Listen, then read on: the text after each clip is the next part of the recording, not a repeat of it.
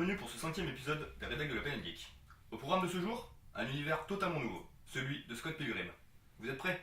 C'est parti.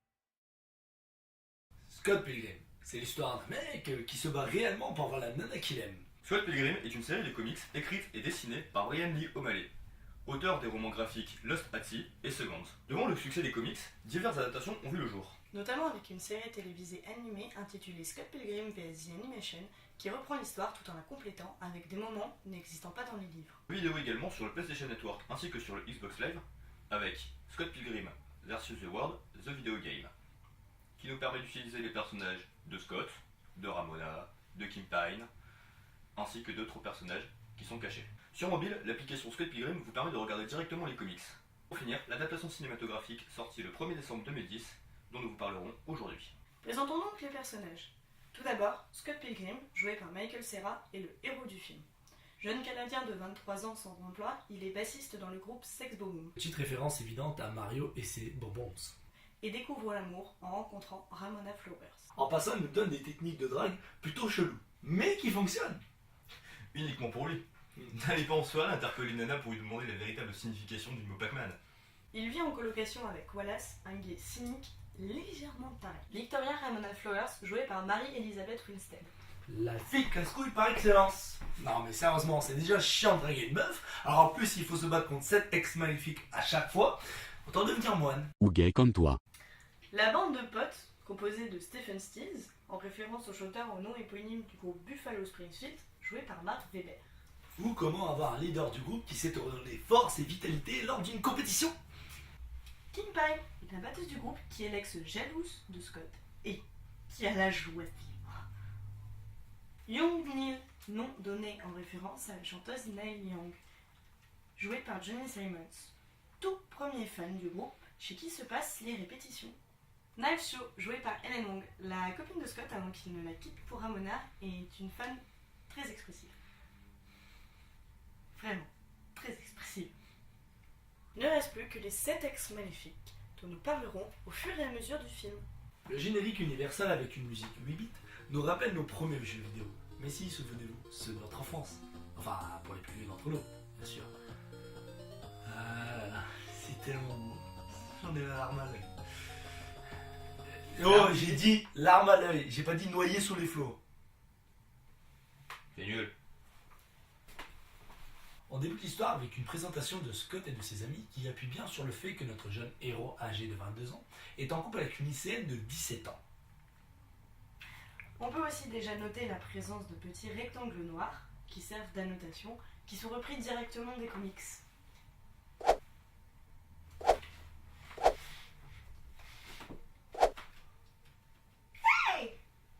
Knight La jeune pucelle prépubère, petite amie de Scott. vient faire la rencontre de ses amis. Elle est reçue avec un accueil digne d'une porte de prison, en particulier de la part de Kim. Yonil, quant à lui, n'est pas capable de répondre à une simple question, sans devoir chercher pendant 1 heure. Eh Vico, 1 plus 1, ça fait combien? 1 plus 1. Eh, Oh putain, c'est dur. Oh putain. 1 plus 1, Vico. Oh, calculatrice. Please.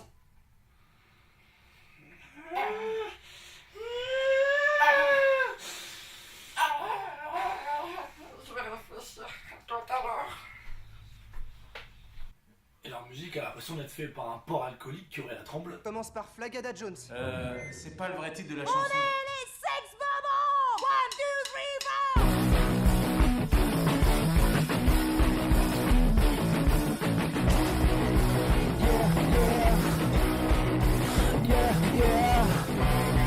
Lemonade the stasis. Mama serpentine. I got a breath for life. Malgré ça, Naïf devient une fan du groupe. Cette pauvre petite ne connaît des décidément rien à la vie. Bête de sel. Voilà s'entre en scène. Et après que nous ayons pu avoir un aperçu de la répartition des affaires, qui est en soi relativement simple, Stacy, la petite sœur de Scott, l'appelle pour l'engueuler sur sa nouvelle relation, qu'elle a su grâce à ce cher Wallace. Et oui, précisons-le, ce gars a la fâcheuse tendance de raconter la vie de Scott à sa petite sœur à chaque fois qu'un fait nouveau arrive dans sa vie. Bien sûr, même quand Scott lui demande de se taire, il ne peut s'empêcher de faire l'exact inverse. Tu me connais? Ouais, un véritable enfoiré, quoi. Un peu comme Vico. Non, c'est pas vrai. Moi, je vois pas de quoi il parle. Mais tu veux bien arrêter, s'il te plaît, là? Comment ça? Ouais. Non.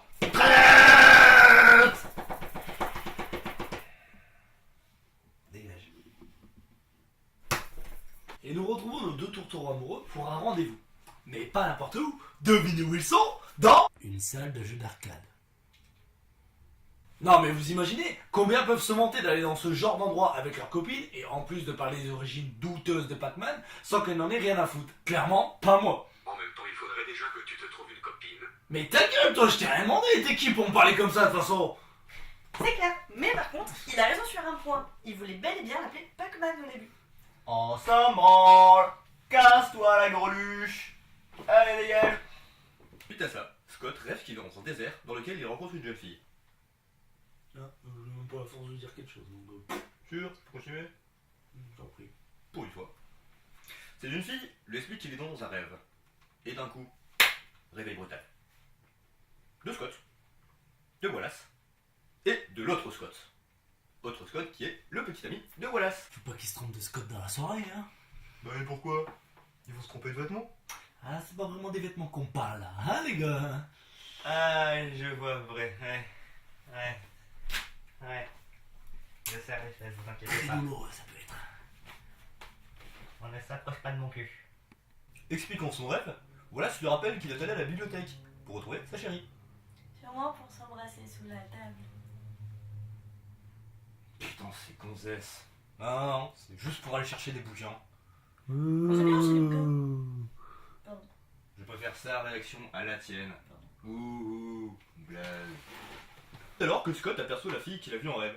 Et d'un coup, il bloque. Je sais pas pourquoi, il bloque. Le groupe de musique se rend donc à la soirée de Julie. Qui? Bah, Julie. Julie Lefebvre. Bah non, Julie, la connasse du magasin de disques. Ah, elle. Bah oui, elle. L'hystérique. Ouais. Ah, ok. Arrête-vous, ambiance de folie. Amène-moi une corne, ma vie c'est trop de la merde. Scott rencontre un pote à lui dénommé Como. On aurait eu pire comme nom. C'est vrai. Et lui demande s'il connaît un rond avec des gribouillis au-dessus. Eh non, il montre si c'est Ramona Flowers. Ah bon, parce que ça te fait penser à elle en voyant ça. C'est de l'art abstrait. Mais abstrait mon cul, oui. Moi quand je vois ça, je dirais tout simplement de l'arabe sans, parce que quand on voit le dessin, on se dit que Scott ne sait pas mieux dessiner qu'un enfant. Et ça rime en plus. Ok. A plus, hein, je m'en vais. Et tout d'un coup, qui voit-il? Ma bite. Nah, Michael Jackson. n'a plus. Ah, je sais pas. Ah si, je sais, Kurt Cobain. Mais t'as fini ta connerie, putain. Il voit Ramona Flowers, merde. Ah merde. Mais quel con, bordel. Et là, nous allons voir la technique de drague la plus épique au monde. Ah bah ouais, il va faire quoi? C'est bien l'histoire douteuse sur Pac-Man? Non, il va pas faire ça. Si, malheureusement, pour aller lui parler, il va utiliser Pac-Man. Oh le con. Ouais, bah n'empêche que ça a marché. Ouais, je suis désolé. Bon, on va se prendre? Une dernière petite chose, mesdames. Je suis sûr et certain que si un mec comme Scott venait vous draguer de cette manière-là, vous tomberiez illico presto sous le charme. Bon, j'ai une corde qui m'attend. Et là, notre cher ami va jouer au détective pour apprendre tout ce qu'il peut savoir sur elle. Et ce qu'il apprend, c'est que elle est américaine, elle vient de rompre avec son copain, qu'elle travaille pour Amazon et que les hommes se jettent littéralement à ses pieds. Ouais, enfin, dans la soirée, je crois qu'ils devaient tous être aveugles. Bon, en Scott, hein, on le compte pas. Parce que je crois que dans la soirée, il y en a même aucun qui a juste été lui dire bonjour. C'est l'ambiance de merde, ça, je pense. Ah ouais, effectivement, c'est comme ça. C'est compréhensif. Bien vu. De retour chez lui, Scott décide de commander un truc. Petit truc bidon. Je sais même pas ce que c'est. Dans l'entreprise dans laquelle travaille Ramona. Tout ça dans l'unique espoir de pouvoir la revoir. Dans le même temps, on s'aperçoit que Scott découvre pour la première fois les mails.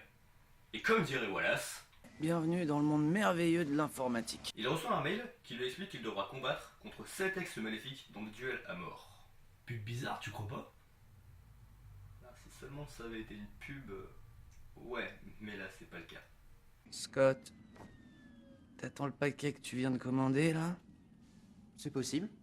Non mais il est déjà en train d'attendre le paquet qu'il vient de commander là?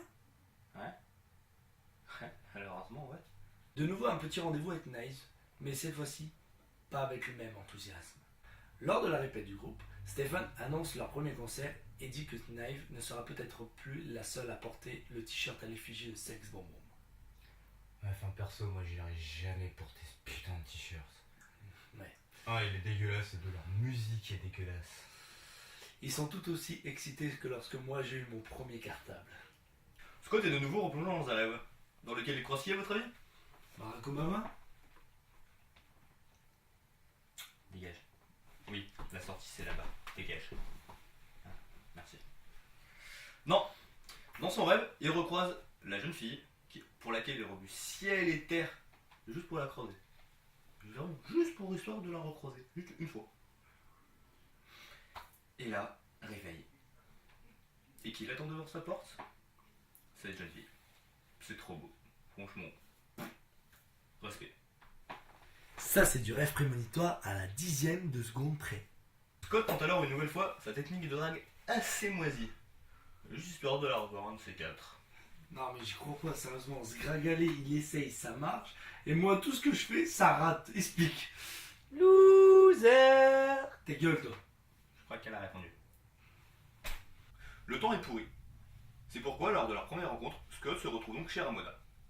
Une fois chez elle, Scott en profite pour... Visiter la maison. Ouais. C'est à peu près ça. En la différence près qu'il ne vide qu'une seule pièce. Celle où Ramona est actuellement en train de se changer. Après quelques petites excuses plus ou moins bidons, hein, bien sûr, on est des mecs, on se comprend l'un dans l'autre. Excuse-moi, j'avais froid. Notre jeune ami Scott se retrouve dans le lit de son hôte. Sérieux? Mais c'est quoi sa technique? Même Hitch il fait pas mieux. Mais t'inquiète pas, ils vont rien faire. Sérieux? Bah ouais. Elle le chauffe à bloc, et après elle lui dit qu'elle préfère attendre. Ouais, le consentement mutuel, tout ça, ce genre de conneries quoi. Le lendemain, il se donne un autre rendez-vous, au concours de rock. Rock and roll! Scott porte un t-shirt Plumtree. Il s'agit d'un girl band canadien dont un des titres a donné son nom au héros. Merci Céleste.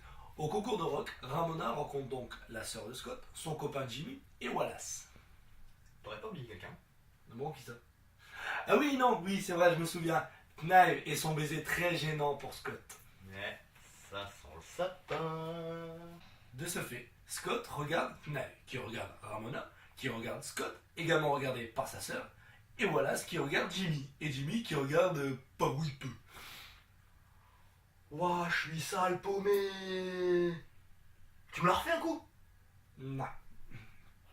Scheiße. Passage d'un groupe qui a l'air de sortir d'un centre dépressif alcoolique, avec un chanteur encore plus lent que... d'un gars qui parle pas, et d'une batteuse de 8 ans qui fait flipper Kim. Encore une fois qu'elle aimait une émotion celle-là. Bah... Les roues n'ont pas d'âme! Tu es rouge, je te signale. Non, je suis blond vénitien. C'est pas vrai. Ce groupe se nomme Crash at the Boys. Un jeu vidéo éponyme est sorti sur NES en 1992.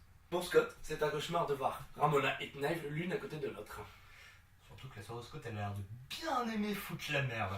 Mais heureusement, c'est au tour de notre groupe d'artistes de jouer. Et c'était bien la honte. Et pour ça, on remerciera Niles, la femme hystérique. Le groupe joue étonnamment bien, et tout le monde a l'air d'apprécier, y compris Ramona. Hein? Mais qu'est-ce qui se passe? Mais c'est qui ce mec qui apparaît de nulle part avec sa mèche sur le côté et ses yeux maquillés? Un Nemo? Un pirate? Justin Bieber en brun? Non. C'est Matthew Potter, le premier ex maléfique de Ramona. Round one. Fight! Incroyablement orchestré, le premier combat de Scott prend de véritables allures de jeu vidéo. Par exemple, le combat débute par un VS, signe d'un Mortal Kombat sur NES, ainsi que le combo de Street Fighter. Bien du combat. Scott s'en est plutôt bien sorti hein, pour un gringalet. C'était pas mal, hein. C'est clair, c'est pas comme The Rock, mais c'était pas mal. Et en plus de ça, il a gagné 2,40$. Soit même pas assez pour aller boire une bière. C'est bon ça. Tu gagnes de l'argent en combattant des mecs. C'est comme Pokémon en fait. Après les combats. Sauf que là c'est pas un Pokémon qui est KO, c'est le gars en question. Bah ouais. Ça pourrait être un bon jeu à développer ça. Ah non, je suis con, ça existe déjà. Suite à ça, Ramona dit au revoir à la sœur de Scott, ainsi qu'à ses amis gays. Voilà, c'est Gromit. Voilà, c'est Jimmy, pardon, excusez-moi. Mais attends, il était pas gay avant. Qui ça, Jimmy? Ouais. Non. Oh putain, enculé, il lui a piqué son gars. Ouais. Ramona explique à Scott que pour pouvoir sortir avec elle, il devra donc combattre 7 ex maléfiques. Et cet abruti de Scott, la seule chose qu'il retient, c'est qu'il sort avec. Paye tes priorités alors. Tellement. Retour chez Wallace et Scott où ce dernier se félicite d'avoir un rendez-vous chez lui avec Ramona. Ce mec qui est quand même vachement heureux pour pas grand chose, hein. C'est une qualité de nos jours. C'est comme la persévérance quand on est con. Ah bah a priori, quand on voit son cas, ça paye bien. C'est une qualité. Et sur un fond qui vous rappelle les anciennes séries. Mais si, vous savez, les rires ajoutés au montage, comme si le public était en live dans la série. Les sitcoms, pour ceux qui connaissent. Mais Wallace lui pose un ultimatum. Soit il rompt avec Nile, soit il avoue à Ramona qu'il sort déjà avec elle. Scott retrouve Nice pour lui annoncer qu'il souhaite rompre avec elle. Et cet abruti est aussi doué en drague qu'il ne l'est en rupture. Ce qui est un peu dommage pour lui. Ah bon, en tout cas, passons à la répétition. Et joue la musique de Final Fantasy 2. T'es obligé de gueuler? Putain, c'est qu'une musique, quoi. D'accord, mais c'est une musique. Ah ouais. Donc du coup, à la répétition, Scott leur annonce qu'il a rompu... Ouais, on va dire rompu. Au final, il l'a pas rompu. Donc il a rompu avec Niles. Le problème, c'est que tout le monde n'est pas trop d'accord avec cette petite décision. Le t-shirt noir que porte désormais Scott est en référence à la dernière salle du dernier donjon de The Legend of Zelda. En effet, cette salle est en forme de crâne blanc. S'ensuit le rendez-vous où notre cher amoureux nous épate une nouvelle fois avec une recette des plus mémorables, mais surtout avec une chanson qui ferait chialer un sourd. Écoute. Ramona.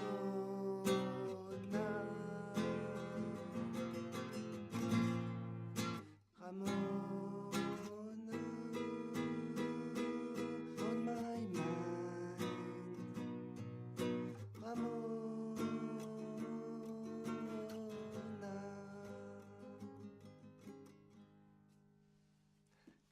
Elle sera super quand elle sera finie. Fini? Après avoir détaillé sur sa rupture avec son autre ex, ils vont rejoindre Wallace sur un tournage, où les attend le second ex maléfique de Ramona. Mais c'est... Ouais, c'est Chris Evans, l'acteur de Captain America, effectivement. Ah putain, on a encore une groupie. Ah, la poisse.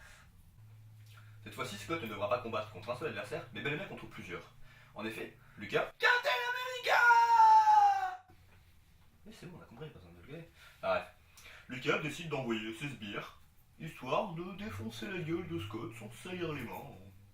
Après tout, monsieur est une star, hein, faut pas se salir les mains. Et du coup, Scott défonce tous ses sbires. Quel miracle. Vous avez vu? Il a encore en béton. Toutes les planches de skate se brisent sur lui. Crédibilité zéro. Non mais toi t'arrêtes quand de nous faire chier.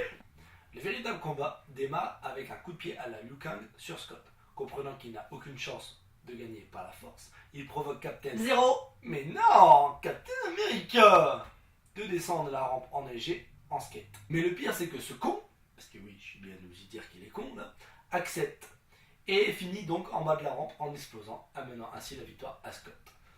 Mais Ramona a disparu et ne donne aucune nouvelle. Malgré les coups de fil de Scott, elle ne répond pas. En se baladant, Scott se fait attaquer par... Un Pokémon Spet?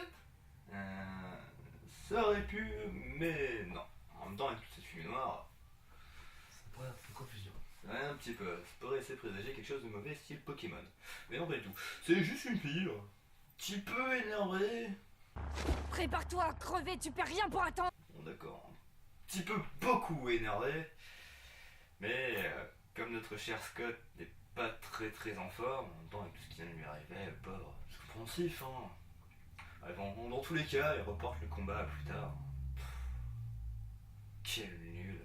En venant voir sa sœur au travail, il croise Julie la cinglée, qui, comme à son habitude, l'engueule. Il tombe également par hasard sur Ramona, ainsi que sur son ex totalement jalouse, qu'il oblige à venir à son prochain concert. Quand je vous dis que ce film est bizarre.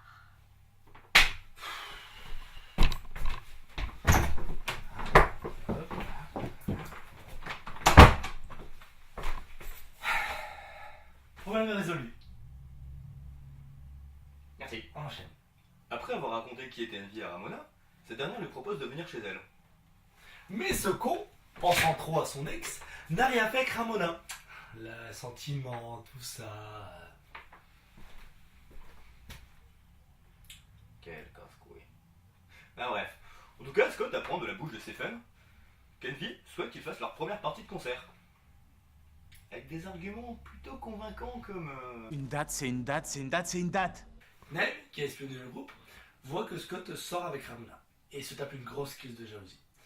Elle décide de se teindre une partie de ses cheveux en bleu et jure de reprendre Scott à Ramona en le rendant jaloux. Scott a finalement accepté de jouer la première partie du groupe de son ex, puisqu'il joue devant une foule Une foule. Merci. C'était Sex Bobomb. On a mis des disques à l'entrée si... On se retrouve au bar. Salut. Une fois au comptoir, Scott et Ramona se retrouvent devant Knive qui flirte avec Yunil, qui plus est lors du concert d'Envy. On comprend que le bassiste est l'un des 7 ex maléfiques de Ramona. Situation très délicate pour nos deux tourtereaux, hein. D'ailleurs, on remarque que cette scène a été très bien gérée, puisque c'est le jeu de regard qui nous l'a fait comprendre. Situation encore plus délicate en backstage. Scott se retrouve entouré de 3 de ses ex, et Ramona se retrouve pile en face de son ex maléfique. Knives, fan hystérique à son habitude, se fait d'un coup violemment frappé par cet ex maléfique, ce qui met en place le début du combat. Mon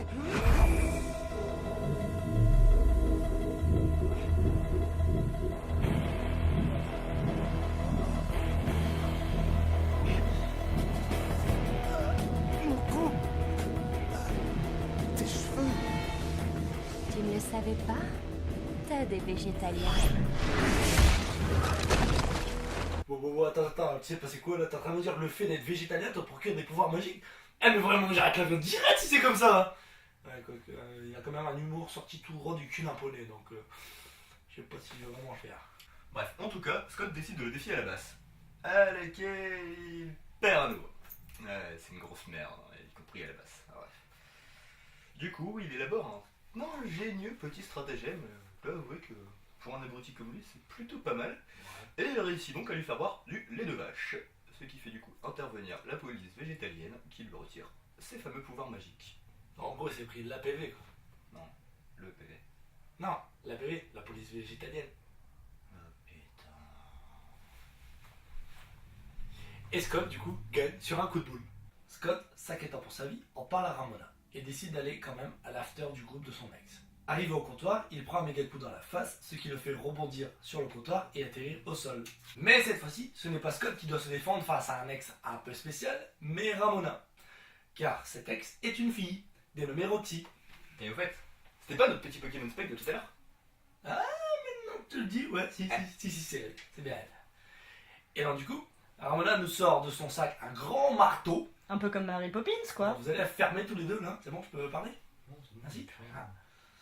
Et se bat d'une manière digne des plus grands films d'arts martiaux. Mais comme c'est Scott qui doit la vaincre et non Ramona, eh bien cette dernière l'aide à frapper. Quelle belle défense. Sans parler du coup final. Ah franchement c'était de toute beauté. Un simple doigt, pile en dessous du genou. C'est tellement excitant. Je préfère un whisky, moi. On va voir. Allez, alors je... Mais rien ne va plus entre Ramona et Scott qui n'en peut plus de se battre. Lors du concert suivant, ils devront jouer avec un groupe composé des 2 jumeaux démoniaques, anciens ex de Ramona. De leur musique sort un puissant démon. Et malgré les attaques successives, les Sex Bobomb tiennent le coup. Scott arrive même à faire apparaître lui également un démon. Gorille vs Dragon, qui va gagner? Eh ben forcément, c'est le gorille. Après le combat, Scott retrouve Ramona et lui avoue ce qu'il ressent pour elle. Malheureusement pour lui, ce cher Gédéon arrive, et en plus d'emporter Ramona avec lui, il propose également un contrat que Stephen s'empresse d'accepter.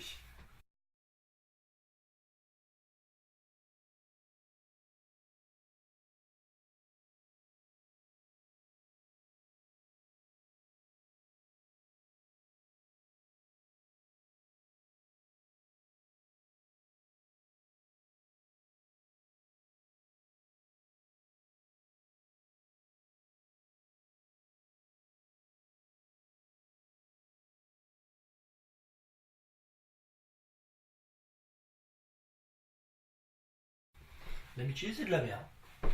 Clairement, c'est ça. Séquence déprime, à base de musique triste et d'amis réconfortants. Parce que tu trouves ça réconfortant, toi. C'est de l'ironie, connard. Non, Putain, il est con, bordel. Et dans le même temps, Gideon passe un petit coup de fil, juste pour leur dire « Hey, venez dans ma nouvelle boîte !» La logique du méchant qui a gagné, mais qui en veut toujours plus, t'as. Ouais, c'est un peu ça.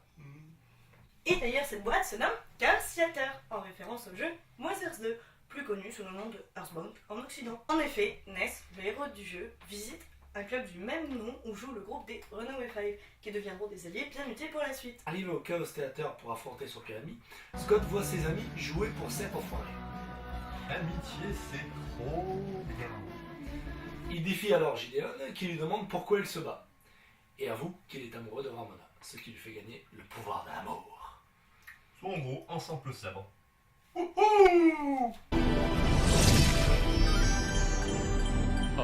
Cette épée et celle qui sortira dans quelques instants font référence au jeu Shining Wine ainsi que du coup à l'animé Shining Tears X Wind. Dans Shining Wine, le pouvoir de l'amour, qui est aussi le nom de la première épée de Scott, permet aux personnages masculins de sortir une épée du cœur de personnages féminins auxquels ils sont attachés. Mais comme dans tout jeu vidéo qui se respecte, avant d'affronter le grand méchant, il faut affronter les sous-fifres. 19 mecs contre un gars, pas très équitable ce genre de choses, je crois. Ouais, mais le gars tout seul, donc Scott, lui, il a un sabre. Et il se bat contre des mecs qui ont juste des points. Oh. C'est ici explique cela, c'est un peu plus équitable du coup.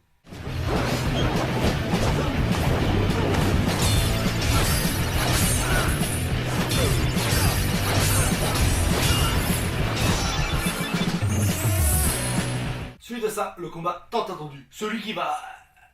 Et quoi, c'est tout? Attends, il se fait aussi vite massacrer que ça, Scott, par Gideon? Mais putain, c'est de la merde! Ah oui, non mais là, oui, il y a Knife qui vient combattre. Hein. Mais attention, elle vient pas combattre Gideon parce qu'il a défoncé la gueule à Scott. Hein. Non, non, non, non. Elle vient combattre qui? Ramona. Et tout ça pourquoi? Ah bah parce que Ramona a plaqué Scott, qui lui-même a plaqué Knife. Logique féminine, tout ça, tout ce genre de choses. Non mais toi t'es pas une femme, on t'a déjà dit, t'es un homme. Pendant que les deux filles se battent, le combat entre Gideon et Scott a enfin lieu. Après, c'est à vous de choisir, hein. Soit vous regardez un combat à main nue, soit vous regardez un combat armé. Hein. C'est vous qui voyez. Scott arrive à se débarrasser de Gideon juste assez de temps pour expliquer à Ramona et Knives la raison de ses agissements. Malheureusement, tournant le dos à son ennemi, il se prend un... Game over. Dans ce Game Over, Scott se retrouve dans le désert à parler avec Ramona. Elle lui explique son histoire avec Gideon. Elle en profite également pour lui dire qu'elle a une puce dans la nuque qui la contrôle et qu'il devrait se battre pour quelqu'un d'autre. Toujours pas compris ça. Sous-entendu pour lui-même, espèce de crétin. Et putain, il est revenu lui. Et c'est la fin. Enfin, pas vraiment. N'oubliez pas que nous sommes dans un jeu vidéo. Dans un film qui parle de jeux vidéo. Ta gueule. Bon, vous avez compris que souvent avant le Game Over, il nous reste une vie. La vie que Scott a gagnée contre un des ex maléfiques. Et c'est parti pour le... Grâce à ce try again, Scott revient donc au checkpoint. Pour éviter de vous reprendre toute la séquence, on va simplement vous dire les changements qui ont été opérés. Au lieu d'arriver soufflé devant le garde, il insulte le tabasse. Clairement, voilà. Il est vénère, il arrive, il tabasse tout le monde. Il cherche un. Une fois qu'il arrive dans la boîte, il dit un petit mot gentil à ses potes. Hein, parce que bon, c'est quand même de l'amitié, hein, écoute. Voilà. Stephen, t'as assuré, vous êtes meilleur sans moi. Young Neil, ton initiation est finie. À compter d'aujourd'hui, tu porteras le nom de Neil. Et Kim, je m'excuse de ce qui s'est passé. Je m'excuse d'être comme je suis. Et cette fois-ci, Scott décide de se battre pour lui-même. Oh, pouvoir de l'amour propre. C'est mieux en effet. T'es au courant que tu tiens rien là? Mais je peux pas faire sortir de mon torse. D'accord.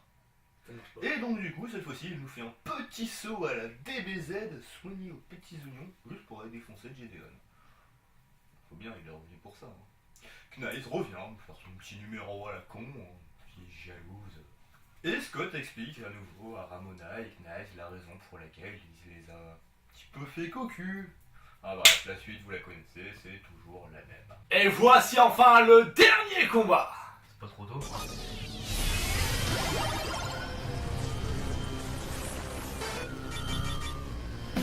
Étant donné qu'il se fait défoncer la tronche, Neve intervient pour l'aider, mais ils se font défoncer tous les deux. Heureusement, Ramona interrompt le combat grâce à un coup de genou bien placé, Mais Gideon riposte en la frappant, ce qui a le don d'énerver le deux commandant, qui le ratatine.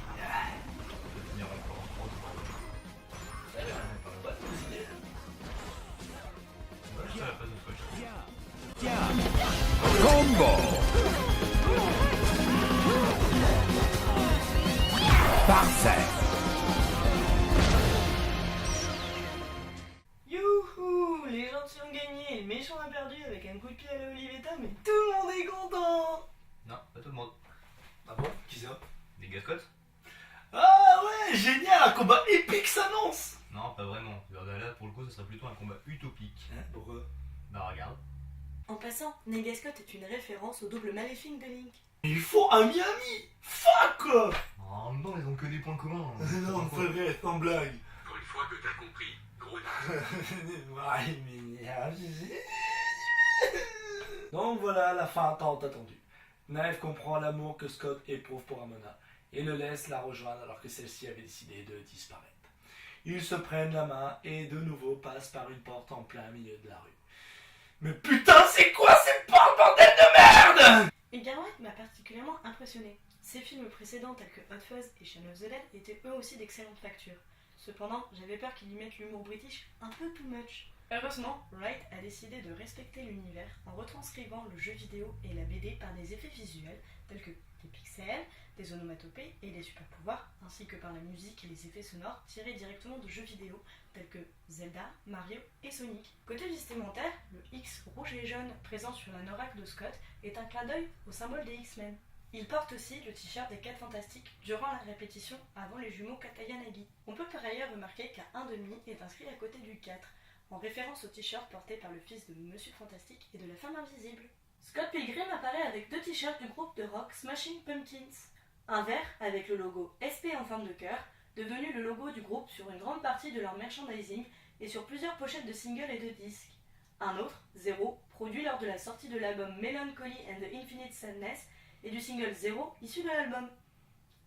De plus, pendant le film, un titre de chapitre apparaît également, Scott Pilgrim and the Infinite Sadness, nouvelle référence au double album des Pumpkins. Gideon Graves, connu aussi sous le nom de G-Man, est un personnage mystérieux du jeu vidéo Half-Life, et son logo est composé de 3 G en forme de triangle, tout comme la Triforce de Zelda.